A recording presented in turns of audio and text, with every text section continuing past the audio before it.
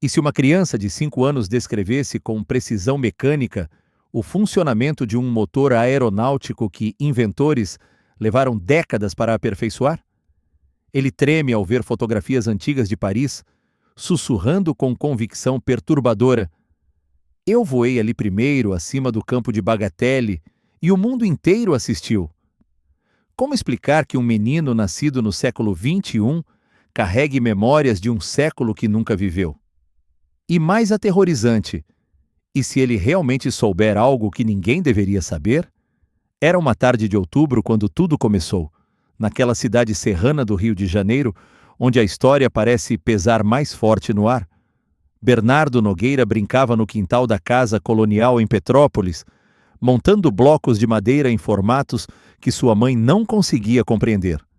Estruturas que pareciam asas, fuselagens, algo que uma criança de 5 anos não deveria conceber. Simone Nogueira, fisioterapeuta de 34 anos, conhecida pela paciência infinita com seus pacientes, observava o filho pela janela da cozinha enquanto preparava o lanche da tarde. Uma mulher de sorriso fácil e mãos firmes, acostumada a lidar com corpos quebrados e espíritos fragilizados. Mas naquela tarde algo mudou. Bernardo parou de brincar, ergueu os olhos para o céu com uma intensidade que não combinava com sua idade, e seus olhos castanhos pareciam carregar décadas de memórias que não deveriam existir naquele corpo pequeno. Mamãe, eu já voei antes, disse Bernardo com naturalidade desconcertante, entrando na cozinha com as mãos sujas de terra. Eu sou Alberto Santos Dumont, e posso provar. A voz saiu firme, sem hesitação, como se estivesse declarando algo tão óbvio quanto a cor do céu. Simone Nogueira deixou cair a faca que segurava, o metal ressoando contra o chão de cerâmica como um trovão silencioso. Sentiu o sangue gelar nas veias, aquela sensação de quando o mundo perde a lógica por um instante. Como? De onde uma criança de 5 anos tiraria esse nome? Por que falava com tamanha certeza? Bernardo, você ouviu isso na televisão, amor? Perguntou ela, a voz trêmula tentando buscar racionalidade. Bernardo encarou a mãe com paciência desconcertante, como se estivesse explicando algo pela terceira vez a alguém que se recusava a entender. Não ouvi, mãe. Eu sei. Eu sinto a saudade de Paris, do vento batendo no meu rosto quando o 14 bis subiu pela primeira vez. Meu peito dói quando lembro que usei minha invenção para trazer beleza ao mundo, e eles a transformaram em máquina de morte. Lágrimas começaram a escorrer pelo rosto pequeno, lágrimas de uma dor que não cabia naquele corpo, de um peso histórico impossível. Eu me enforquei em um hotel, mãe, em 32. Não suportei ver o que fizeram com meu sonho. Naquele momento, Simone compreendeu que a realidade que conhecia havia se fragmentado como vidro sob pressão. Nos dias seguintes, Bernardo desenharia com exatidão perturbadora os esquemas do 14 bis. Mencionaria nomes de engenheiros franceses que nenhum livro infantil jamais citaria. Descreveria o cheiro específico do óleo de rícino usado nos motores e a sensação exata de solidão que habitava uma mansão vazia em Petrópolis. E se aquela criança estivesse certa? E se a consciência de um gênio atormentado tivesse retornado, aprisionada em um corpo pequeno demais para conter a vastidão de sua dor? Nos dias seguintes, o comportamento de Bernardo se transformou em algo que Simone não conseguia categorizar como simples imaginação infantil. Era mais profundo, mais visceral. O menino passava horas desenhando, e seus desenhos não eram rabiscos coloridos de crianças felizes brincando em parques. Eram diagramas técnicos de uma precisão perturbadora. Certa manhã, enquanto Simone dobrava roupas na sala, Bernardo se sentou na mesa da cozinha com seus lápis de cor e começou a traçar linhas com a concentração de um engenheiro experiente. Quando ela se aproximou para ver, sentiu o ar escapar de seus pulmões. Ali, em papel sulfite comum, estava o desenho meticuloso de uma aeronave com células hexagonais, linhas de sustentação e anotações em letra cursiva surpreendentemente organizada para uma criança de 5 anos. Mãe, esse é o sistema de controle de estabilidade do 14 bis, disse Bernardo sem levantar os olhos do papel. Vê aqui? As células hexagonais do envelope do dirigível número 6 ficavam dispostas assim, com um anteparo de bambu entre elas para distribuir a pressão. E o motor, o Antoinette de 24 cavalos, ficava posicionado ligeiramente à frente do centro de gravidade para compensar o peso da cauda. Simone segurou a borda da mesa para não cambalear. Aqueles termos, centro de gravidade, células hexagonais, motor Antoinette, de onde uma criança tiraria isso? Ela pegou o celular com mãos trêmulas e fotografou o desenho, enviando imediatamente para Ricardo com uma mensagem simples. Preciso que você volte. Agora. Ricardo Nogueira estava em uma obra em Vassouras quando recebeu a mensagem. Homem prático de engenharia, acostumado a resolver problemas com cálculos e projetos, inicialmente tentou racionalizar. Simone, ele provavelmente viu algo na internet, disse pelo telefone, tentando acalmar a esposa. Mas a voz dela estava diferente, carregada de uma urgência que ele conhecia bem. Era a mesma urgência de quando algo muito sério acontecia. Abandonou a obra e voltou para casa em tempo recorde. Quando chegou, encontrou Bernardo sentado no chão da sala, rodeado por mais desenhos. Mas um deles o fez parar na porta, incapaz de dar mais um passo. Era um esquema detalhado de uma biblioteca com uma escada peculiar. Filho, Ricardo se ajoelhou ao lado de Bernardo, forçando a voz a soar calma. O que é isso? É a biblioteca da minha casa em Petrópolis, papai. A escada tinha um jeito especial, começava com o pé direito, porque começar com o esquerdo dava azar. Eu era muito supersticioso com essas coisas. Bernardo sorriu com nostalgia. E eu tinha 1,52 m de altura. Era muito baixo, por isso usava colarinhos altos para parecer mais alto. As pessoas riam, mas eu não ligava muito. Ricardo olhou para Simone. Ambos sabiam que nunca haviam mencionado a altura de Santos Dumont ou qualquer detalhe sobre sua mansão. De fato, eles mesmos não sabiam essas informações, mas foi quando Bernardo começou a chorar, de forma súbita e inconsolável, que o coração de Simone realmente se partiu. Sem morreu, soluçou o menino abraçando o peito como se sentisse dor física. Meu cachorrinho Sem, ele morreu pouco antes de eu partir pela última vez. Ele era meu melhor amigo em Paris. Me seguia por toda parte. Eu nunca superei. Bernardo, quem te contou sobre esse cachorro? Perguntou Simone, já sabendo que a resposta seria impossível. Ninguém contou, mãe. Eu lembro dele, lembro do cheiro dele, do jeito que ele inclinava a cabeça quando eu conversava. Lembro da dor quando ele partiu. Ricardo pegou o celular e, ali mesmo, começou a pesquisar freneticamente. Encontrou um artigo acadêmico sobre a vida pessoal de Santos Dumont. E sim, lá estava. O inventor tinha um cachorro chamado Sem em Paris.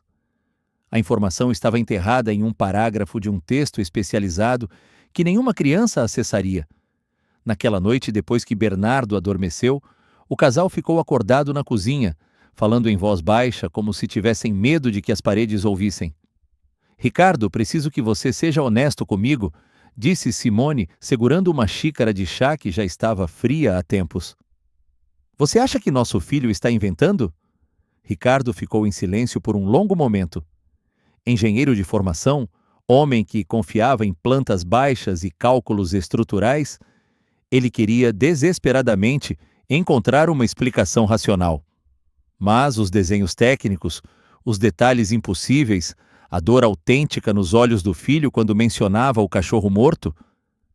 Não sei mais o que pensar, Simone, mas sei que não podemos ignorar.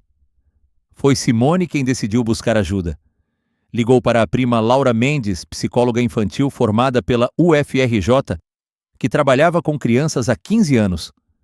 Laura chegou na manhã seguinte trazendo consigo uma caixa de brinquedos terapêuticos e a expectativa de encontrar uma criança com imaginação hiperativa, talvez até um caso de savantismo. O que ela encontrou a desarmou completamente. Bernardo a recebeu com educação formal, quase antiga. "Boa tarde, senhora", disse ele, estendendo a mão pequena como faria um adulto. Laura conduziu uma sessão lúdica, pedindo que Bernardo desenhasse o que quisesse. O menino pegou o lápis e, sem hesitar, desenhou uma bengala com um mecanismo peculiar. "O que é isso, Bernardo?" perguntou Laura. "É minha bengala com assento retrátil. Eu inventei porque era baixo e ficava cansado em pé nas festas. Então criei uma bengala que virava banquinho. Foi muito útil." Ele falou com orgulho simples, como quem descreve uma solução engenhosa para um problema cotidiano. Laura sentiu um arrepio. Ela conhecia essa história. Santos Dumont havia de fato inventado uma bengala com assento retrátil, uma excentricidade que pouquíssimas pessoas sabiam. Mas como Bernardo sabia? "Filho, onde você aprendeu sobre essa bengala?" Bernardo olhou para ela com paciência.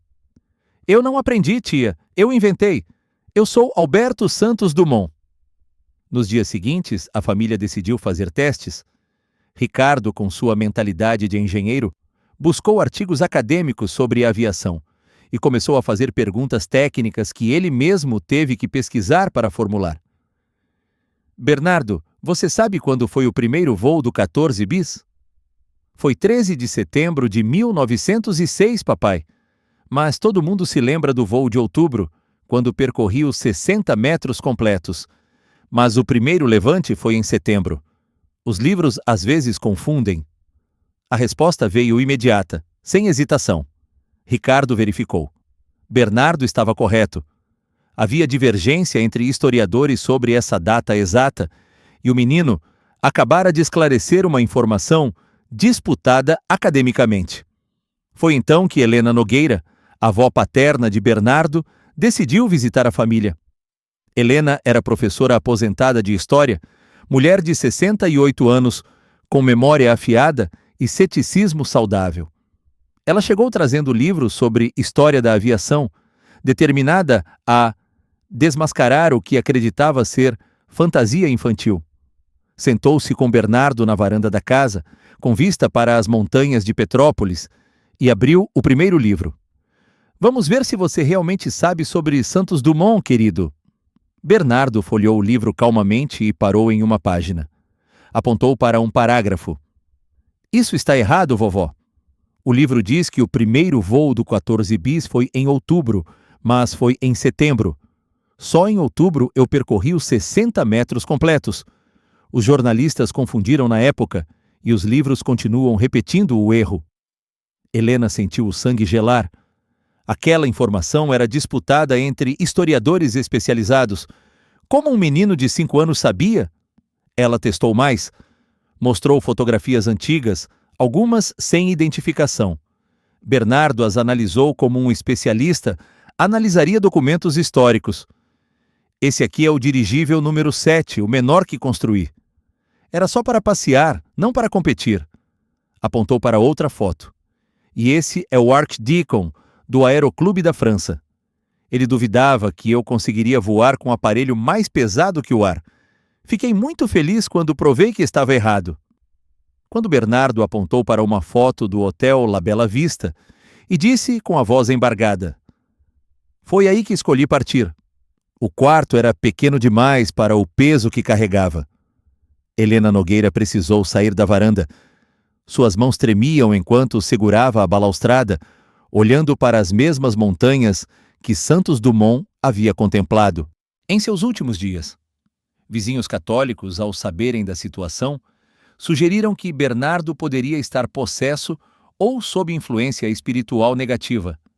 O padre Augusto Ferreira, da paróquia local, ofereceu oração de proteção. Bernardo recusou com gentileza desconcertante. "Não é nada ruim, padre. É só minha memória voltando. O senhor não precisa ter medo. Eu não vim fazer mal a ninguém." O padre ficou perturbado pela maturidade na voz da criança, pela serenidade que emanava daquele corpo pequeno. Foi Helena quem sugeriu contactar o professor Marcelo Tavares, historiador do Museu Imperial de Petrópolis. Marcelo era um homem de 50 e poucos anos, barba grisalha e uma paixão evidente pela história da cidade. Quando Helena ligou explicando a situação, ele riu. Dona Helena, com todo respeito, crianças têm imaginação fértil, mas vou visitá-los nem que seja para acalmar a família. Marcelo chegou numa terça-feira à tarde, trazendo uma pasta com fotografias antigas de Santos Dumont, cuidadosamente selecionadas. Algumas eram conhecidas, outras raríssimas, vindas de arquivos pessoais. Nenhuma tinha identificação. Sentou-se com Bernardo na sala. Vamos brincar de um jogo, Bernardo. Vou mostrar fotos e você me diz o que vê, está bem? Bernardo concordou. Marcelo começou a mostrar as imagens uma por uma. O menino identificou 11 de 12 fotografias com precisão cirúrgica. Esse é o dirigível número 7. Esse é quando ganhei o prêmio Deutsch. Essa foi tirada no campo de Bagatelle. Quando Marcelo mostrou uma foto de 1904, de um dirigível específico, Bernardo sorriu com nostalgia. Esse é o número 7, o menor que construí. Era só para passear pelas tardes de Paris. Eu adorava sobrevoar os Champs-Élysées e ver as pessoas acenando. Mas foi quando Marcelo mostrou uma fotografia do interior do hotel La Bella Vista que algo mudou no ar. Bernardo olhou para a imagem e sua expressão se fechou. Lágrimas começaram a escorrer silenciosamente. Esse é o quarto, sussurrou. O quarto onde escolhi partir. Era pequeno, tudo era pequeno. Minha vida tinha ficado pequena demais para o peso da culpa que carregava. Professor Marcelo Tavares saiu da casa dos Nogueira com as mãos tremendo. No carro, antes de partir, ligou para um colega do Instituto Histórico Brasileiro. Marcelo, o que houve? Perguntou o colega, estranhando a hora da ligação. Alfredo, em 20 anos estudando Santos Dumont, nunca vi nada assim. Esse menino, ele sabe coisas que estão em arquivos franceses que nem tradução tem. Ele conhece detalhes do dirigível número 7 que estão em relatórios técnicos raros. Preciso de ajuda. Preciso de alguém que entenda de engenharia aeronáutica. Foi assim que o nome do Dr. Henrique Lins chegou até a família Nogueira. Dr. Lins era engenheiro aeronáutico do ITA, 52 anos, PhD em História da Aviação pela École Polytechnique de Paris. Havia trabalhado na reconstrução histórica do 14 bis para o Museu TAM e era considerado uma das maiores autoridades brasileiras sobre Santos Dumont. Quando o professor Tavares ligou explicando a situação, Dr. Lins foi direto. Marcelo, com todo respeito, crianças absorvem informações de fontes que os pais desconhecem. Internet, documentários, até conversas que escutam sem querer. Mas, ele pausou. Vou visitar a família. Se esse menino realmente sabe o que você diz que sabe, precisamos documentar. Simone e Ricardo decidiram levar Bernardo a São José dos Campos. Era uma viagem de algumas horas e durante todo o trajeto, Bernardo ficou quieto, olhando pela janela com expressão pensativa. Quando chegaram ao ITA, Dr. Lins os recebeu em seu laboratório de História da Aviação. Uma sala ampla com paredes cobertas por plantas antigas, fotografias e réplicas de modelos históricos. Bem-vindo, Bernardo, disse Dr. Lins estendendo a mão. Ouvi que você sabe bastante sobre aviação. Não sei sobre aviação, doutor. Eu inventei a aviação, respondeu Bernardo com simplicidade desconcertante. Dr. Henrique Lins havia preparado um teste específico. Sobre a mesa de trabalho, espalhou diagramas técnicos de diferentes aeronaves pioneiras. O Flyer dos irmãos Wright, o Éole de Clement Ader, o 14 bis de Santos Dumont, além de alguns modelos experimentais menos conhecidos. Todos os diagramas estavam sem identificação, misturados propositalmente. Bernardo, consegue me dizer qual desses aviões é o 14 bis? O menino se aproximou da mesa e, sem hesitar um segundo, colocou o dedo sobre o diagrama correto. Esse é o meu 14 bis. Os outros são o Flyer dos Wright e o Éole do Ader, mas só o meu voou sem ajuda externa. Os Wright usavam catapulta e trilhos. Ader tentou, mas nunca conseguiu voo sustentado. Eu decolei com as próprias rodas no chão. Essa é a diferença. Dr. Lins sentiu algo mudar em seu peito. A distinção que Bernardo acabara de fazer era o cerne de décadas de debate acadêmico sobre quem realmente inventou o avião. Mas havia mais. Bernardo, pode me explicar como funcionava o sistema de controle do 14 bis? O menino olhou para o diagrama com familiaridade perturbadora. Veja, doutor, eu copiei a estrutura das asas das pombas que observava em Paris. Os ailerons eram octogonais, que é um jeito chique de dizer que tinham 8 lados. Eles funcionavam como as penas da asa do pássaro, controlando o equilíbrio lateral. O problema era o motor Antoinette. Ele tinha vibração excessiva acima de 1.100 rotações por minuto. Tive que ajustar o contrapeso do virabrequim várias vezes até ficar certo. Dr. Lins deixou o lápis cair. O detalhe sobre a vibração do motor acima de 1.100 RPM estava em relatórios técnicos da época, escritos em francês, sem tradução em português. Documentos que ele mesmo havia precisado buscar em arquivos da Biblioteca Nacional da França durante seu doutorado. Como uma criança brasileira de 5 anos sabia? Onde você leu sobre isso, Bernardo? Eu não li, doutor. Eu vivi. Cada vibração daquele motor eu senti nas mãos, no corpo inteiro. Às vezes, acordava de noite e minhas mãos ainda tremiam de tanto segurar o volante contra a vibração. Foi nesse momento que Dr. Lins percebeu que estava diante de algo que transcendia sua compreensão acadêmica. Ele pegou o telefone e ligou para a doutora Márcia Oliveira, neurologista infantil da Unifesp. Márcia, preciso que você venha ao ITA, agora. Tenho um caso que não consigo explicar. Doutora Márcia chegou no dia seguinte e conduziu uma bateria de testes cognitivos. Examinou Bernardo por horas. Aplicou protocolos para identificar savantismo, transtorno do espectro autista, memória eidética. Todos os resultados voltaram normais. Desenvolvimento típico para a idade, sem sinais de exposição anormal a conteúdo histórico complexo. Henrique, disse ela em particular, esse menino tem cognição perfeitamente normal para 5 anos. Ele não deveria ser capaz de reter esse nível de detalhe técnico, mesmo se tivesse acesso às fontes. Algo mais está acontecendo aqui. Dr. Lins decidiu ir mais fundo. Através de contatos acadêmicos, conseguiu acesso a documentos digitalizados da Biblioteca Nacional da França, cartas manuscritas de Santos Dumont entre 1913 e 1905, correspondências pessoais que pouquíssimas pessoas no Brasil já haviam visto. Colocou os documentos na tela do computador. Eram cartas em francês, escritas à mão, com caligrafia elegante, mas difícil. Bernardo, você consegue ler isso? O menino se aproximou da tela e, para absoluto espanto de todos na sala, começou a ler em francês fluente, com sotaque perfeito. Mas não foi isso que deixou o Dr. Lins sem palavras. Foi quando Bernardo apontou para a caligrafia e disse: Eu escrevia com inclinação para a esquerda porque era canhoto. As freiras do colégio tentaram me forçar a usar a mão direita, mas eu sempre voltava para a esquerda quando elas não estavam olhando. Dr. Lins verificou fontes biográficas. Santos Dumont era canhoto. Informação raramente mencionada, mas documentada em memórias de pessoas próximas. Então Bernardo apontou para uma carta específica na tela. Essa é para o Alberto Brandão, meu sobrinho. Eu adorava aquele menino. Ele tinha olhos grandes e ria de tudo que eu inventava. Nessa carta estou contando para ele sobre os testes do dirigível número 6.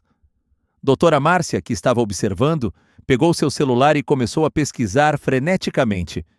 Encontrou a informação. Santos Dumont tinha um sobrinho chamado Alberto Brandão, filho de sua irmã Virgínia. A relação afetuosa entre tio e sobrinho estava documentada em arquivos de família, mas não era informação amplamente conhecida. Quando o Dr. Lins mostrou imagens técnicas do 14 bis, fotografias da estrutura interna da aeronave, Bernardo começou a tremer. Lágrimas escorreram pelo rosto pequeno. Eu tinha tanta esperança. Doutor, sua voz saiu embargada. Eu queria que as pessoas voassem para se aproximar umas das outras, para conhecer o mundo, para acabar com as distâncias. Mas eles transformaram minha invenção em máquina de guerra, transformaram meu sonho em pesadelo. A especificidade emocional era assustadora. Dr. Linz conhecia os escritos de Santos Dumont nos últimos anos de vida. Cartas marcadas por depressão profunda e culpa em relação ao uso militar da aviação.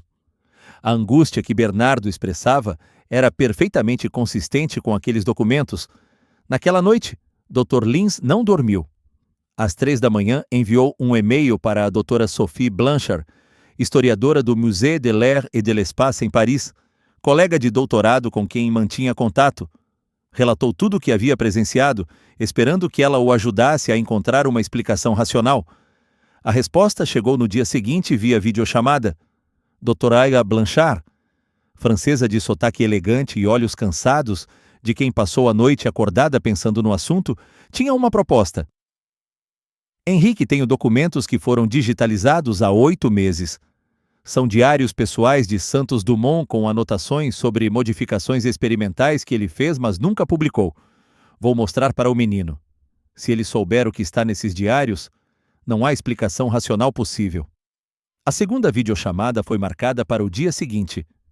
Bernardo, Simone, Ricardo, Dr. Linz e doutora Márcia se reuniram no laboratório do ITA.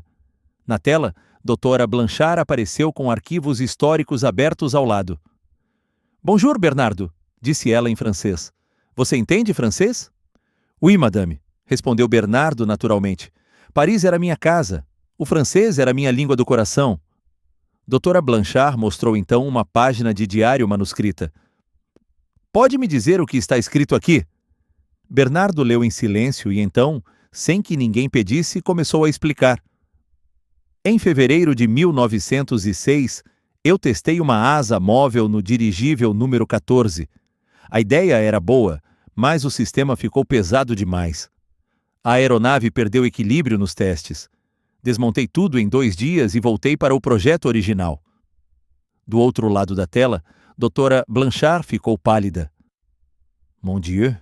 Esse registro foi descoberto há 8 meses em documentos particulares da família Dumont, em Paris. Não há publicação sobre isso. Nem meus colegas do museu sabem desse detalhe. Como você sabe? Porque eu fiz, madame. Cada erro, cada teste fracassado ficou gravado na minha memória. Eu sonhava com aquelas asas móveis. Acordava desenhando novos designs. Foi frustrante desistir daquela ideia. Dr. Henrique Linz sentiu o chão desaparecer sob seus pés. Em 30 anos dedicados à história da aviação, tendo estudado Santos Dumont mais profundamente que talvez qualquer brasileiro vivo, ele estava sendo confrontado com algo impossível. Não há explicação racional. Ele finalmente admitiu em voz alta. Trabalhei 3 décadas com aviação. Li tudo o que foi escrito sobre Santos Dumont. Esse nível de conhecimento íntimo, essa consistência emocional, não existe explicação convencional. Foi quando tudo escalou para outro nível. A notícia sobre Bernardo começou a circular discretamente em círculos acadêmicos. Logo, a Força Aérea Brasileira manifestou interesse através do DCTA, Departamento de Ciência e Tecnologia Aeroespacial. O coronel Renato Machado, historiador militar oficial da FAB, solicitou o encontro formal. E então, algo ainda mais surpreendente. A Embaixada da França no Brasil enviou comunicado. O adido cultural, Jean-Pierre Moreau, expressou interesse em conhecer a criança que carrega memórias de Santos Dumont. Em dezembro de 2024, uma comitiva especial foi organizada. Bernardo seria levado ao Museu Aeroespacial no Campo dos Afonsos, Rio de Janeiro. Ali, pela primeira vez, estaria diante de uma réplica em tamanho real do 14 bis. Simone estava nervosa durante toda a viagem de carro de Petrópolis ao Rio. Bernardo, no banco de trás, permanecia quieto, olhando pela janela. Mãe, ele disse suavemente, eu não sei se quero ver o avião. Por que não, amor? Porque vai doer. Vai fazer tudo voltar de uma vez. Mas quando chegaram ao museu e Bernardo entrou no hangar, onde a réplica estava exposta, Algo extraordinário aconteceu. O menino parou na entrada, a pequena silhueta emoldurada pela luz que entrava pelas janelas altas. Lágrimas começaram a escorrer antes mesmo de ele chegar perto da aeronave. Meu menino, sussurrou. Meu primeiro filho que realmente voou. Ele se aproximou devagar, como quem se aproxima de um ente querido após longa separação. Tocou a estrutura de madeira com reverência. A textura do percale é diferente. Nós usávamos um tecido francês mais leve, importado especialmente, mas está bonito, estão cuidando bem dele.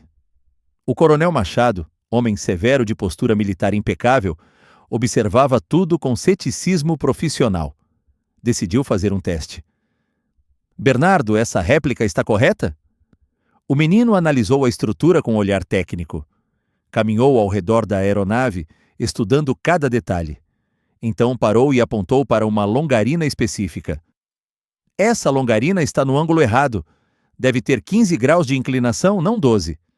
Quem fez a réplica usou plantas incompletas. Coronel Machado sentiu um arrepio. Ele puxou um tablet e acessou os planos originais, digitalizados a partir de documentos históricos. Verificou as medidas, engoliu em seco. Ele está correto. A réplica tem uma imprecisão de 3 graus. Esse erro foi identificado apenas no ano passado por uma análise técnica aprofundada. Como ele sabe? Foi então que Dr. Henrique Lins tomou a decisão que mudaria tudo. Pegou o telefone e ligou para Paris. Dr. Emmanuel Chadot, sou Henrique Lins do Brasil. Preciso que o senhor venha aqui. Imediatamente. Temos uma situação que o senhor precisa ver com os próprios olhos. Dr. Emmanuel Chadot era o maior biógrafo vivo de Santos Dumont. Havia dedicado 40 anos ao estudo do inventor brasileiro, publicado 7 livros, conhecido cada detalhe documentado da vida de Santos Dumont. Quando recebeu o telefonema de Dr. Lins, sua primeira reação foi de ceticismo acadêmico. Mas havia algo na voz do colega brasileiro, uma urgência que não podia ser ignorada. Uma semana depois, Dr. Chadot desembarcou no aeroporto do Galeão. Era um homem de 60 e poucos anos, cabelos brancos, óculos de armação fina e uma postura que emanava décadas de pesquisa meticulosa.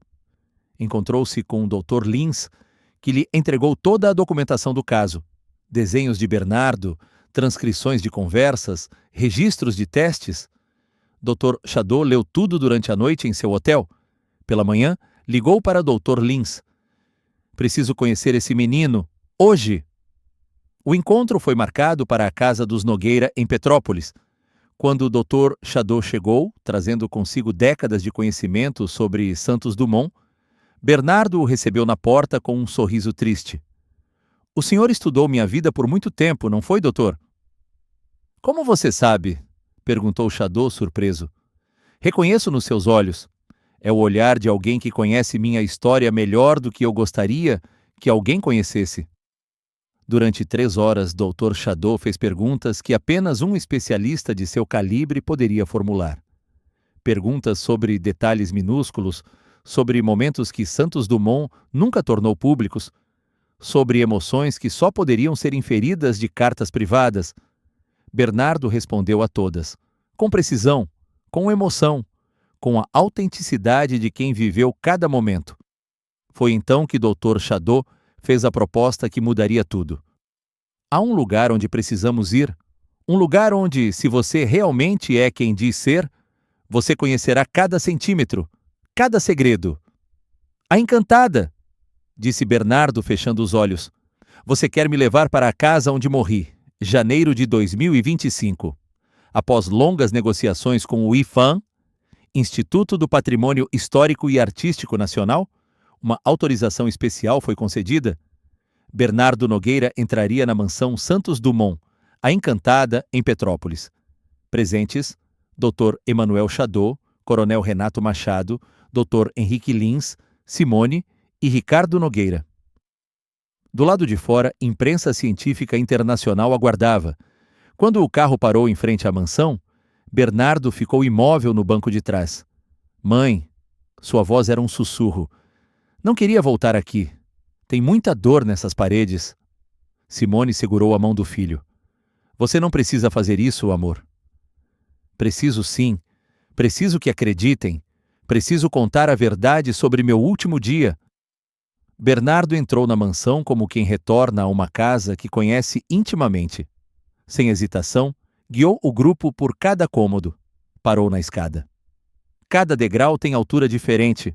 Foi proposital, para forçar a atenção ao subir. Eu gostava de criar essas pequenas armadilhas de consciência. No quarto, apontou para onde ficava a cama. Minha cama tinha a cabeceira voltada para leste. Eu gostava de acordar com o sol. Então caminhou até a biblioteca. Todos os presentes seguraram a respiração. Bernardo parou em frente a uma prateleira específica e, com mão trêmula, apontou. Aqui eu guardava um caderno vermelho, com anotações sobre o Demoiselle. Ninguém sabia, só eu. Dr. Shadow ligou imediatamente para a casa Santos Dumont. Confirmaram.